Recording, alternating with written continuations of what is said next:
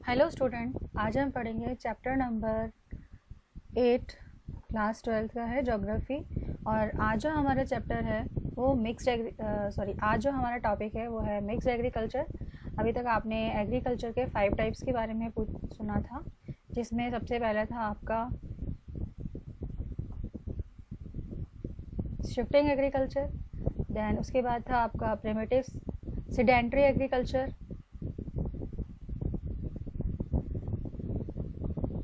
subsistence agriculture, extensive commercial grain farming and plantation agriculture. इन सब के बारे में मैंने आपको इससे पहले वाले वीडियो के अंदर समझाया था। आज हम पढ़ेंगे मिक्स्ड एग्रीकल्चर के बारे में। In this type of agriculture animal rearing and crop simultaneously, और इस प्रकार के जो एग्रीकल्चर है इसके अंदर एनिमल को पाला जाता है या क्रॉप कल्टीवेशन दोनों एक साथ की जाती हैं। This type of agriculture is practice in very highly developed part of world, और इस प्रकार के जो एग्रीकल्चर है वो बहुत ही ज़्यादा डेवलप एरियाज़ या पार्ट में किया जाता है वर्ल्ड के। It extend to eastern part of north America, और ये eastern part of north America, north western Europe, some part of Eurasia and in temperate latitudes of southern continents, इनके अंदर ये एक्सटेंड है, फैला हुआ है। और इसके जो मेन फीचर और टाइप्स हैं इस एग्रीकल्चर के वो नीचे दे रखे हैं। तो इसमें सबसे पहले आपको क्या लिखना है कि मिक्स्ड एग्रीकल्चर होती क्या है। तो इसमें आप लिखेंगे, अगर आपसे पूछा हो जाए what do you mean bye mixed agriculture, तो इसमें आ जाएगा इन this type of agriculture animal rearing and crop cultivation is done simultaneously, and this type of agriculture practice very highly developed part of the world. इस प्रकार के जो agriculture है वो सबसे ज़्यादा develop part of the world में किया जाता है, यानी डेवलपिंग कंट्रीज़ में इस टाइप की एग्रीकल्चर होती है। और ये एक्सटेंड है eastern part of in North America and north western Europe and sub part of Eurasia and in temperate latitude of southern continents. And इसके मेन फीचर्स फिर आप लिखेंगे।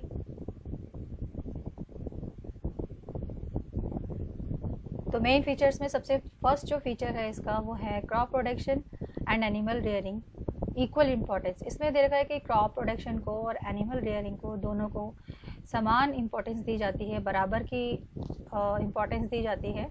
देन सेकंड है the land holding are the medium size of this agriculture, और जो land holding है medium size, इसमें जो लैंड होल्डिंग है वो मीडियम साइज़ है इस प्रकार के एग्रीकल्चर के अंदर। और लैंड के ऊपर wheat, barley, mustard, oats, maize, soybean and fodder crops को ग्रो किया जाता है। Animal rearing, animal such as, और जो एनिमल्स जैसे कि sheep, goat, pig, cattle, hen etcetera, इनको पाला जाता है क्रॉप्स के साथ साथ along with crops. Rotation of the crop and multiple crops maintain the fertility of soil, और क्रॉप्स को रोटेट करके लगाया जाता है या एक साथ मल्टीपल क्रॉप्स लगाई जाती हैं जिससे कि जो सॉइल की फर्टिलिटी है वो मेंटेन रहे। यूज़ कैपिटल इन्वेस्टमेंट, और इस प्रकार के एग्रीकल्चर में बहुत ज़्यादा कैपिटल इन्वेस्ट होता है। Is made in this type of agriculture skilled is suitable farmers practice in this type, और इसके अंदर स्किल्ड और सुटेबल फार्मर्स ये इस प्रकार की खेती करते हैं। This type of agriculture is practised, और इस प्रकार की जो एग्रीकल्चर है वो की जाती है नियर मेट्रोपॉलिटन सिटीज़, यानी कि जो शहर वगैरह हैं उसके आसपास के एरियाज़ में। And this type of agriculture is supported by advance agriculture method, और इस प्रकार का जो एग्रीकल्चर है ये एडवांस एग्रीकल्चर मेथड को सपोर्ट करता है, यानी कि इस टाइप के एग्रीकल्चर में एडवांस एग्रीकल्चर मेथड्स को यूज़ किया जाता है। इसके अलावा सुपरलेटिव ट्रांसपोर्टेशन यूज़ किए जाते हैं, और रिलायबल रेनफॉल होती है। तो ये सारी चीज़ें ज़रूरी हैं मिक्स्ड एग्रीकल्चर के लिए। तो ये कुछ पॉइंट्स है जिसमें बताया कि किस टाइप की खेती होती है। तो सबसे पहले क्या है, इसमें दोनों क्रॉप प्रोडक्शन और एनिमल दोनों साथ साथ किए जाते हैं। एंड जो इसके लिए साइज़ है वो ज़्यादा बड़ा नहीं होता है, ना बहुत छोटा होता है, मीडियम साइज़ होता है लैंड का। और इसमें जो क्रॉप्स उगाई जाती हैं वो wheat, barley, mustard oats and मेज, सोयाबीन है। इसके अलावा फॉडर क्रॉप्स भी उगाई जाती हैं। और एनिमल्स जो पाले जाते हैं वो sheep, goat, pig and cattle, hen etcetera. Crop के साथ साथ, क्रॉप लगाने के साथ साथ इनको पाला जाता है। और इसमें क्रॉप रोटेशन की जाती है या मल्टीपल क्रॉप को मेंटेन किया जाता है, जिससे मल्टीपल क्रॉप्स लगाई जाती हैं जिससे कि सॉइल की फर्टिलिटी है वो मेंटेन रह सके। बहुत ज़्यादा कैपिटल इन्वेस्ट किया जाता है इसमें। Skilled and suitable farmer practice की जाती है, मतलब इसमें जो किसान होते हैं वो स्किल्ड होते हैं। और इस प्रकार की जो खेती है वो ज़्यादातर शहरों के आसपास की जाती है। And this type of agriculture ये सपोर्ट करते हैं एडवांस एग्रीकल्चर मेथड्स को या superlative transportation and reliable rainfall को। नेक्स्ट अपना आता है, ये तो था आपका मिक्स्ड एग्रीकल्चर। एंड देन फिर आता है अपना dairy farming. This is a specialised way of agriculture. ये एक स्पेशलाइज्ड वे है एग्रीकल्चर का, मतलब बहुत ही स्पेशल तरीके से इसको किया जाता है। स्पेशलाइज्ड वे है एग्रीकल्चर का। इन दिस, इसके अंदर स्पेशल अटेंशन दिया जाता है in is paid to animal reproduction, animal reproduction में, and animal herding and genetic improvement of the animals, इन सब पर जोर दिया जाता है या स्पेशल ध्यान दिया जाता है। Animals are looked after by scientific, और जो एनिमल्स हैं उनकी देखभाल साइंटिफिक मेथड्स के थ्रू की जाती है। Milking and it's processing, milking और उसकी जो प्रोसेसिंग एक्टिविटीज़ हैं ये सारी मशीन्स के थ्रू होती हैं। डेयरी एग्रीकल्चर डेयरी एग्रीकल्चर वो सिटीज़ के आसपास या इंडस्ट्रियल सेंटर्स के आसपास किया जाता है, क्योंकि उनको वहाँ से अच्छा मार्केट मिल जाता है मिल्क के लिए एंड अदर डेयरी प्रोडक्ट्स के लिए।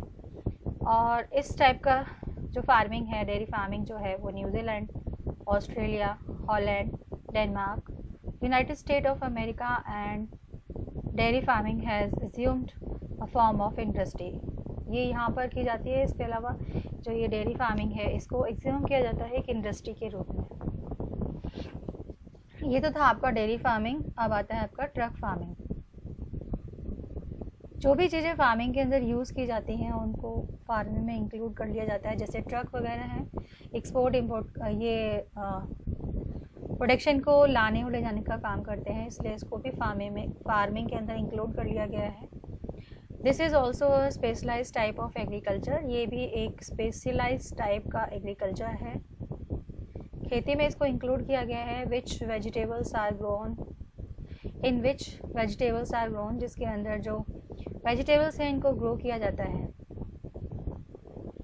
ये भी एक स्पेशल टाइप का एग्रीकल्चर होता है और इसके अंदर वेजिटेबल्स को ग्रो किया जाता है। These products are loaded in trucks, और ये जो भी प्रोडक्ट्स हैं वेजिटेबल्स वगैरह हैं इनको ट्रक्स के अंदर लोड किया जाता है and sold in the near by urban centres, और इनको आसपास के जो अर्बन सेंटर्स हैं उनमें पहुंचाया जाता है। The distance between market and farms are determined by the distance travel by the truck overnight, और जो डिस्टेंस है मार्केट और फार्म्स का ये डिटरमाइन किया जाता है distance travel by the truck overnight, यानी जो दूरी है मार्केट और फार्म्स की ये तय की जाती है ट्रक्स के थ्रू। ओवरनाइट, रात भर चलते हैं ट्रक्स और सामान सही जगह पे पहुंचाते हैं। हैंस दिस फार्मिंग, और इसी वजह से, क्योंकि इस फार्मिंग के अंदर यानी कि सामान को यहाँ से वहाँ पहुँचाने के लिए ट्रक्स को यूज़ किया जाता है, और इसी वजह से इस फार्मिंग को ट्रक फार्मिंग का नाम दिया गया है। अगर आपसे क्वेश्चन पूछा जाए what do you mean by truck farming, तो इसमें आप ये लिख सकते हैं।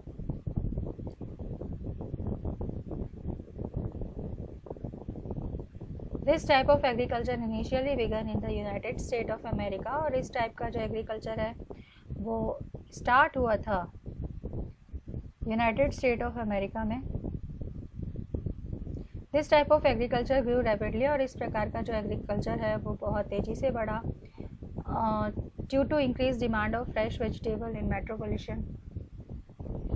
और इसका बढ़ने का जो कारण था कि जो डिमांड थी फ्रेश वेजिटेबल की वो बहुत ज़्यादा बढ़ गई थी, खासकर शहरों के अंदर, मेट्रोपोलिटन सिटीज़ के अंदर एंड इंडस्ट्रियल रीजन्स में। This agriculture is deeply associated with urbanisation, और ये जो एग्रीकल्चर है वो अर्बनाइजेशन से जुड़ा हुआ है, यानी कि शहर जहाँ हैं तो वहाँ इन सब चीज़ों की डिमांड होती है, तो वहाँ ट्रक फार्मिंग ज़्यादा होती है। अर्बनाइजेशन जो है, अर्बनाइजेशन मतलब होता है शहरीकरण। अर्बनाइजेशन हैज़ स्प्रेड रैपिडली, और ये बहुत तेज़ी से स्प्रेड करता है इंडिया में। And most of the population is vegetarian. इसका रीज़न ये है क्योंकि इंडिया के अंदर ज़्यादातर जो पॉपुलेशन है वो वेजिटेरियन है, वो सब्जी वगैरह खाती है। Hence due to the increase demand of vegetable, और इसी की वजह से जो डिमांड है वेजिटेबल की कंट्री में वो बढ़ रही है। This type of agriculture is developing swiftly, बहुत तेज़ी से इसका विकास हो रहा है। तो ये था आपका ट्रक फार्मिंग के बारे में कि ट्रक फार्मिंग इसको क्यों कहा गया है, क्योंकि वेजिटेबल्स वगैरह को एक स्थान से दूसरे स्थान पर पहुंचाया जाता है, खासकर अर्बन एरियाज़ के अंदर, और इसी वजह से ट्रक के यूज़ होने की वजह से इसको ट्रक फार्मिंग का नाम दिया गया है।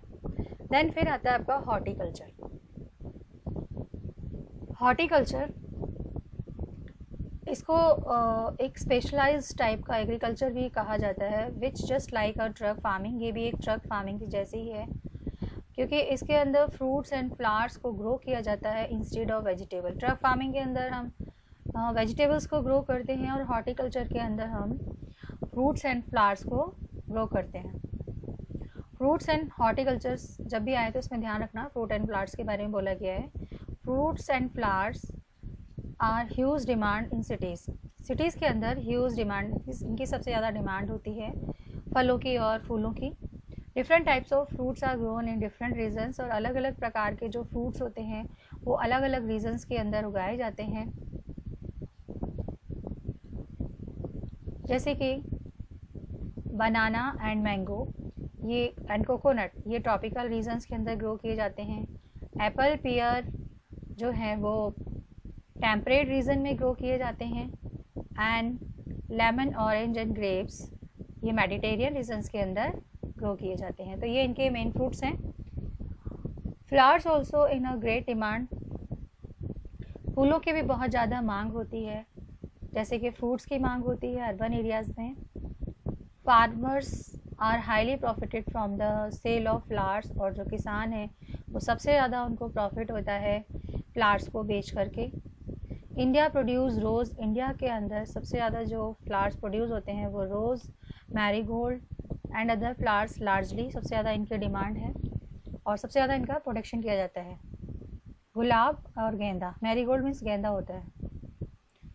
तो ये तो थे सारे आपके एग्रीकल्चर के बारे में। तो 9 टाइप्स के एग्रीकल्चर होते हैं, इनके आपको नाम याद करने हैं, और उसमें ये किससे रिलेटेड हैं उस बारे में आपको लिखना है।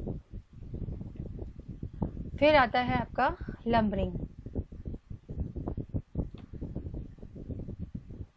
लंबरिंग, इसमें आप लंबरिंग के अंदर लिख सकते हैं, जैसे इसमें क्या होता है कि फॉरेस्ट वगैरह, जब फॉरेस्ट के अंदर जो वुड वगैरह काटा जाता है, वुड कटिंग का जो काम होता है वो लंबरिंग के अंदर इसको इंक्लूड किया जाता है। और जो लंबरिंग है ये भी एक मेजर प्राइमरी ऑक्यूपेशन है मैन का, और इसमें इंक्लूड होता है cutting woods from the forest, making logs, इनके लट्ठे बनाए जाते हैं, एंड कैरिंग और transporting them towards saw mills. This occupations also has undergone significant changes, और इस ऑक्यूपेशन के अंदर भी बहुत सारे चेंजेस आए हैं, जैसे कि अदर ऑक्यूपेशंस में आए हैं। Earlier would was cut for fuel. पहले क्या होता था कि जो लकड़ी थी उसको फ्यूल के लिए काटा जाता था, यानी उसको जलाने के पर्पज़ से काटा जाता था। लेकिन आज जो वुड है उसको काटा जाता है as a raw material. In many industries wood को रॉ मटेरियल के रूप में यूज़ किया जाता है कई इंडस्ट्रीज़ में। Paper and furniture industries are based on this activities, और इसके अंदर paper and furniture industries include होती है कि खासकर जो वुड है वो पेपर बनाने के लिए या फर्नीचर बनाने के लिए काटा जाता है। Lumbering is found at a primary level, और जो लंबरिंग है उसको प्राइमरी लेवल पर फाउंड किया जाता है ट्रॉपिकल रीजन्स में, यानी कि इसको जैसे प्राइमरी पुराने तरीके से कटाई का काम होता है ट्रॉपिकल रीजन्स में, major trees of tropical forest, और जो मुख्य पेड़ हैं जिनकी कटाई होती है ट्रॉपिकल फॉरेस्ट के अंदर वो हैं sal, teak, mahogany, sandalwood, rosewood etcetera. These are used as a timber, और इसको टिम्बर के रूप में यूज़ करते हैं, एंड मेकिंग फर्नीचर, या फर्नीचर बनाने के लिए इसको यूज़ किया जाता है। तो ये यूजेस हो गए इनके। Lumbering is practice commercially in the temperate coniferous forest, और ये तो था आपका ट्रॉपिकल फॉरेस्ट के अंदर बताया गया है कि इसको यूज़ किया जाता था टिम्बर्स और फर्नीचर बनाने के लिए। लेकिन जो टेम्परेट कॉनिफेरस फॉरेस्ट है, यहाँ पर जो पेड़ काटे जाते हैं या लम्बरिंग की जाती है वो कमर्शियल लेवल पर की जाती है। These forest have a large number of trees, और इन जंगलों के अंदर बहुत सारे पेड़ होते हैं एक ही प्रकार के, मल्टीप्लिसिटी, और कई मल्टीपल्स के अंदर होते हैं, मतलब बहुत सारे। Trees cutting and logging is done machinely, mechanically, और पेड़ों को काटना या उसको लॉग बनाना ये मशीन्स के थ्रू होता है। Mode of transportation have also developed considerably in this region, और इस रीजन के अंदर जो ट्रांसपोर्टेशन है वो भी काफ़ी डेवलप्ड है। There soft wood is used, और यहाँ पर जो सॉफ्ट वुड है उसको यूज़ किया जाता है पल्प बनाने के लिए, पेपर एंड पैकिंग मटेरियल बनाने के लिए। Commercially lumbering is practised in, और जो कमर्शियली अगर हम देखें तो जो लम्बरिंग है उसकी प्रैक्टिस या वो की जाती है ये Canada, Norway, Finland and United State of America में की जाती है। Due to increase in demand, क्योंकि जो डिमांड है इसकी वो काफ़ी बढ़ गई है वुड की, and forest are being cut down, और जो जंगल हैं वो बहुत तेज़ी से काटे जा रहे हैं पूरे वर्ल्ड में। फॉरेस्ट एरियाज डिक्रीजिंग स्विफ्टली, और जो जंगल है वो बहुत तेज़ी से डिक्रीज़ होते जा रहे हैं, कम होते जा रहे हैं। Due to soil erosion is increase, और इसकी वजह से जो सॉइल इरोजन है वो बढ़ गया है। Fertility of soil is decreasing, और जो फर्टिलिटी है सॉइल की वो भी कम हो गई है। ये सारे इसके इफ़ेक्ट्स बताए गए हैं कि जंगलों को काटने से क्या क्या दिक्कतें आ रही हैं, क्या क्या परेशानियाँ आ रही हैं। तो इसमें सबसे पहला तो सॉइल इरोजन हो गया, सॉइल इरोजन का बढ़ना। दूसरा फर्टिलिटी कम हो जाना सॉइल की। टेरिबल फ्लड आना, बाढ़ आना, ये नदी के आर अकरिंग इन रिवर्स के through due to soil erosion की वजह से। और बाढ़ की वजह से क्या होता है, सॉइल इरोजन होती है। एनवायरमेंट इज़ गेटिंग इम्बैलेंस, और जो एनवायरमेंट है वो इम्बैलेंस हो जाता है। तो ये इसके बैड इफ़ेक्ट्स बताए गए हैं, या इसको हम डिसएडवांटेजेस बता सकते हैं। फिर आता है आपका mining.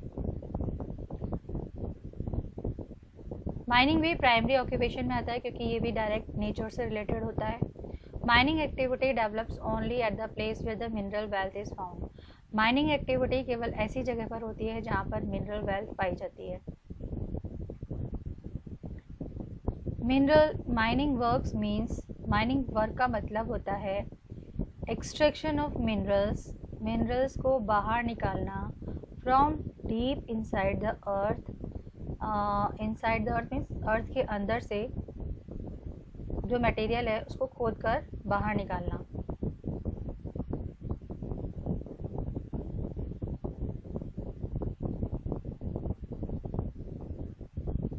Great disparities is found in global distribution of mineral, और बहुत ज़्यादा डिस्पैरिटी पाई जाती है। डिस्पैरिटी मतलब होता है differences. Global distribution of minerals, अगर हम ग्लोबल वे में देखें डिस्ट्रीब्यूशन ऑफ मिनरल्स को, तो काफ़ी डिस्पैरिटी, काफ़ी डिफरेंसेस पाए जाते हैं। मिनरल्स आर नेचुरल, मिनरल्स जो होते हैं ये नेचुरल केमिकल एलिमेंट्स और कंपाउंड होते हैं।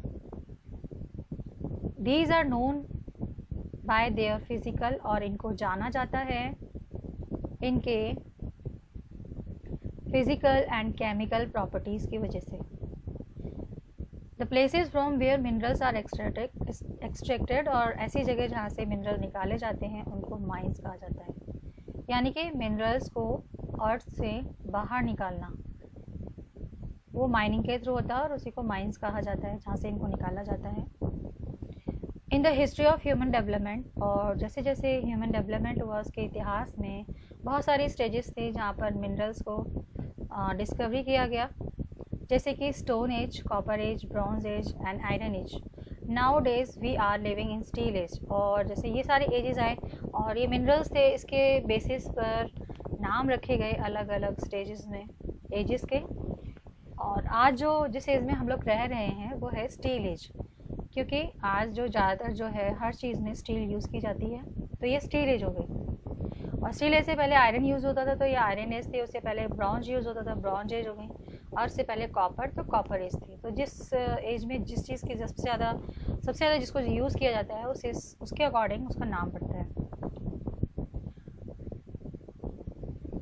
स्टील इन एंशियंट पीरियड में the utilisation of minerals was limited, making tools and weapons. और जो यूज़ है मिनरल्स का वो लिमिटेड हो गया है। फॉर किसके लिए लिमिटेड हुआ है? टूल्स एंड वेपन्स के लिए, यानी ये चीज़ें कम बनती हैं। Their actual development became possible only, इनका जो एक्चुअल डेवलपमेंट है वो पॉसिबल हो पाया है only after the industrial revolution. Industrial revolution के बाद ही जो मिनरल्स है इनका डेवलपमेंट पॉसिबल हो पाया। देयर इम्पोर्टेंस इज ग्रोइंग, और जो इनकी इम्पोर्टेंस है वो लगातार बढ़ती जा रही है। Today the parameter of any country, आज अगर हम देखें किसी भी कंट्री के पैरामीटर, मतलब किसी भी कंट्री के बारे में अगर हम ये पता लगाएं कि भाई सिविलाइज्ड कितनी है या इकोनॉमिक लाइफ कैसी है इनकी, is the quantity of mineral, तो वो हम उसको नापने, पैरामीटर उसको नापने का एक ज़रिया है कि कैसे हम पता लगाएं सिविलाइज्ड और इकोनॉमिक लाइफ कैसी है, तो वो हम मिनरल्स के बेस पर उसको नापते हैं। तो हम ये देखते हैं कि कितनी क्वांटिटी में मिनरल्स को यूज़ किया जा रहा है as it is access of industries, क्योंकि जो मिनरल हैं वो एक्सेस है इंडस्ट्रीज़ और ट्रेड की। यानी कि अगर मिनरल्स नहीं होंगे तो इंडस्ट्रीज़ नहीं होगी और व्यापार नहीं होगा, ट्रेड नहीं होगा। दिस आर नेचुरल वेल्थ, ये एक नेचुरल वेल्थ है कंट्री की। Iron is most useful metal, और जो आयरन है ये सबसे यूज़फुल मेटल है। Coal and petroleum are the basis of energy, और जो कोल एंड पेट्रोलियम है ये बेसिस है एनर्जी का। Many ferrous and non ferrous metal, ferrous iron का साइंटिफिक नेम है। तो बहुत सारे फेरस एंड नॉन फेरस जो मेटल हैं इनके रिक्वायरमेंट होती है इंडस्ट्रियल डेवलपमेंट के लिए ऑफ एनी कंट्री, किसी भी कंट्री में। तो ये था सारा आपका माइनिंग के बारे में। माइनिंग का मतलब क्या होता है कि जो भी अर्थ से मिनरल्स को निकाला जाना ही माइनिंग कहलाता है। आप ये डायग्राम देखेंगे तो इसमें दे रखा है कोल माइनिंग के लिए अंदर जाके माइंस खोदी जाती हैं और उससे कोयला निकाला जाता है। और ये यूरोप के अंदर कोल माइनिंग, ये इंडिया की कोल माइनिंग बताया गया, ये यूरोप में बताया गया कोल माइनिंग का। कॉपर माइनिंग दे रखी है अफ्रीका की, जो अफ्रीका में इस तरह से निकलते हैं नीचे से खोद के चट्टानों से, एंड ये माइनिंग है यूरोप की। तो अब माइनिंग को इन्फ्लुएंस करने वाले कौन कौन से फैक्टर्स हैं उनके बारे में हम पढ़ेंगे। Mining does not depend upon merely available of minerals, जो माइनिंग होती है वो केवल इस बात पर डिपेंड नहीं करते कि भाई वहाँ पर मिनरल्स की अवेलेबिलिटी है, but physical and human condition also influence.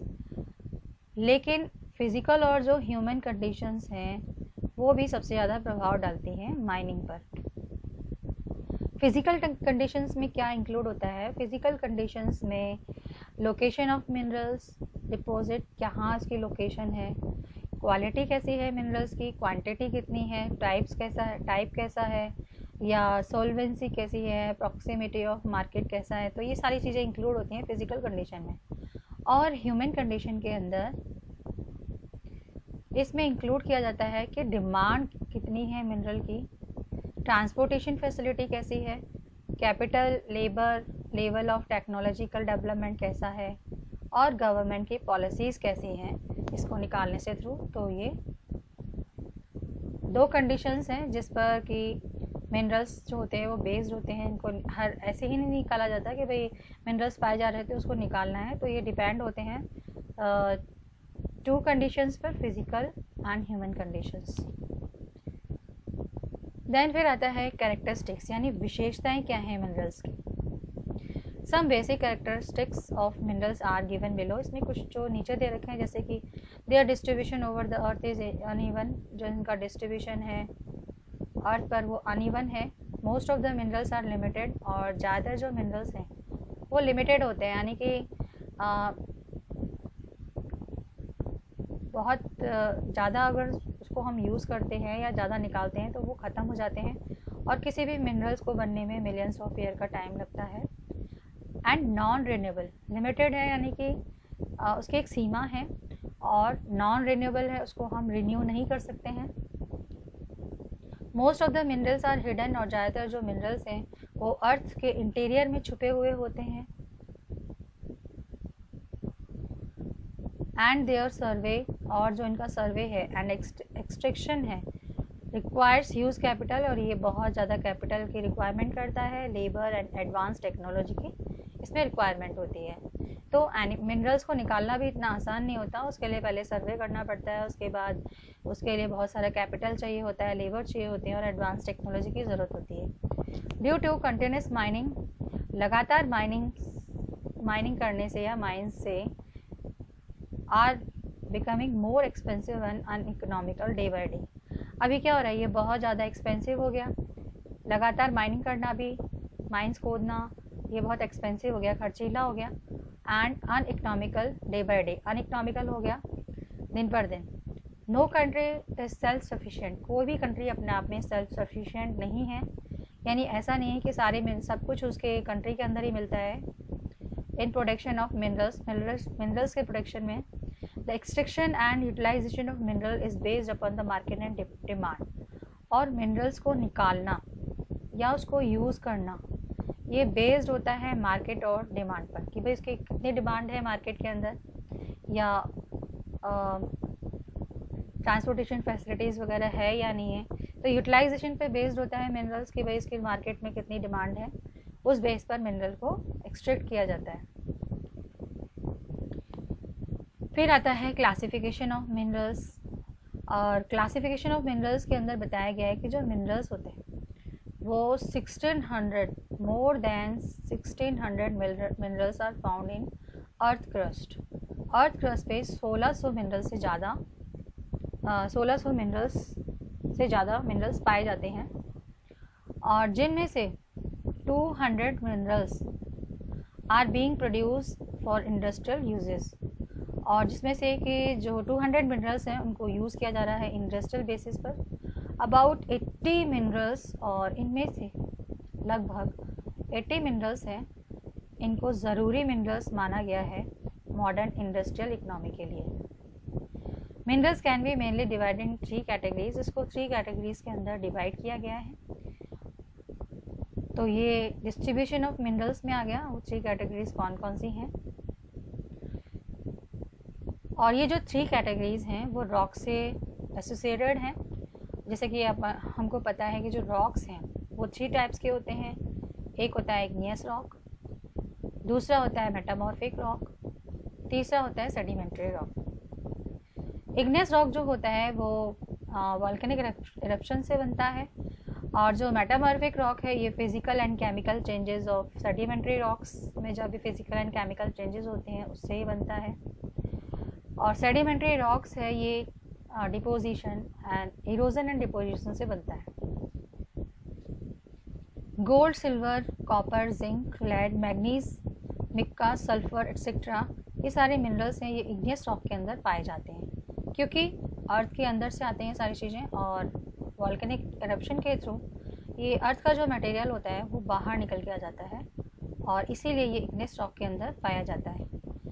तो इग्नियस रॉक के अंदर कौन कौन से मिनरल्स इंक्लूड हो गए? Gold, silver, copper, zinc, lead and manganese, mica and sulphur.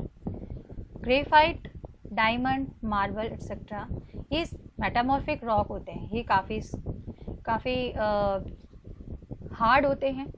और ये मेटामॉर्फिक रॉक क्योंकि ये फिजिकल एंड केमिकल चेंजेस से बनते हैं, प्रेशर की वजह से बनते हैं, तो इनमें मेटामॉर्फिक रॉक के अंदर ग्रेफाइट, डायमंड एंड मार्बल को इंक्लूड किया गया है। और सेडिमेंट्री रॉक्स, इनमें petroleum, coal, natural gas, rock phosphate, potash, salt, ये इंक्लूड किया गया है सेडिमेंट्री रॉक्स के अंदर। अब जो टेबल है आपके वो शो कर रही है mineral producing countries of the world को। ये दे रखा है प्रोडक्शन कहाँ कहाँ पे हो रहा है। ये आपका मिनरल्स को डिवाइड किया गया है 3 फॉर्म्स के अंदर, 3 कैटेगरीज के अंदर। एक होता है मेटलिक मिनरल, दूसरा होता है नॉन मेटलिक मिनरल, तीसरा होता है एनर्जी मिनरल। तो metallic minerals are those mineral which contain metal. Metallic minerals वो मिनरल्स होते हैं जिनमें मेटल होता है, जैसे कि आयरन मेटलिक एंड नॉन। इसको भी 2 टाइप्स में बांटा गया है, एक iron metallic and non iron metallic. इसको हम फेरस एंड नॉन फेरस भी बोल सकते हैं। Ferrous metallic minerals and non ferrous metallic mineral भी बोल सकते हैं। फेरस मतलब ये हुआ जिसमें आयरन इंक्लूड होता है, जिसमें कुछ ना कुछ आयरन मिला होता है, जैसे कि आयरन, निकल, मैग्नीज, ये सब आयरन मेटलिक में आ गया या फेरस मेटलिक में आ गया। और नॉन आयरन जिसमें आयरन नहीं होता है वो नॉन फेरस होते हैं, जैसे कि copper, lead, zinc, aluminium.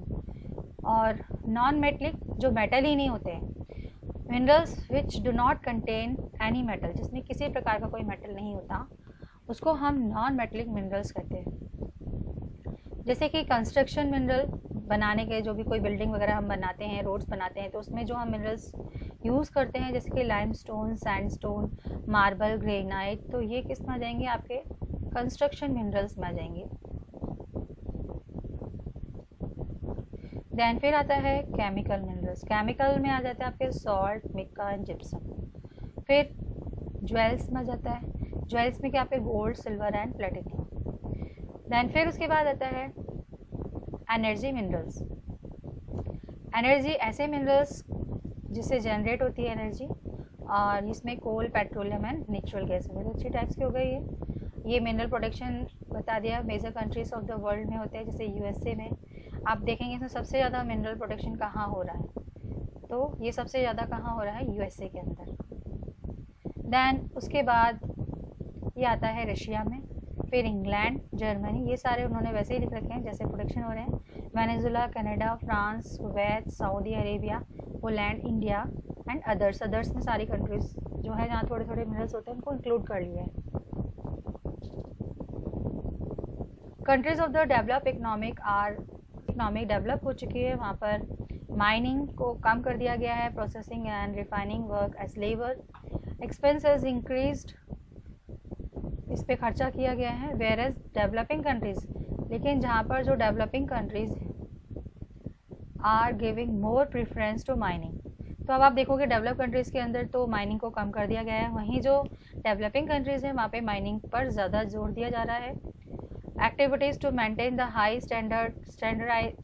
Standard of living, जिससे कि जो लिविंग स्टैंडर्ड है सिटीज़न का वो बढ़ सके, on the strength of their huge labour force, के बड़े से लेबर फोर्स की स्ट्रेंथ के बेस पर। Many countries of Africa, some countries of South America and Asia derived around 50% of their income from mining. कुछ जो कंट्रीज़ हैं जैसे कि साउथ अमेरिका, एशिया, कॉन्टिनेंट्स के अंदर ये 50% जो है ये इनकम करती है माइनिंग एक्टिविटीज़ से।